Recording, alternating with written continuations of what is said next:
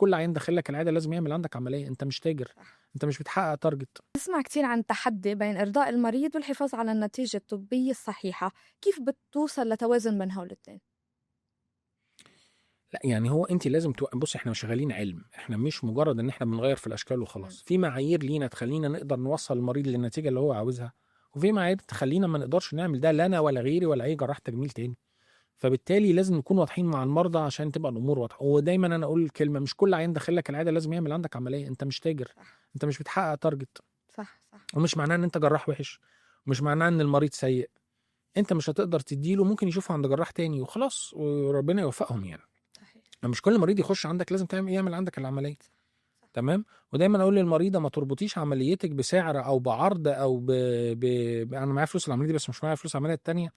ده جسمك، احنا بنقول لك الاوبشن الصح، مفيش اوبشن بديل ليه. وقت ما تبقي جاهزه نفسيا وماديا انت تعمليه اعمليه اعملي بس. الله يشفيك.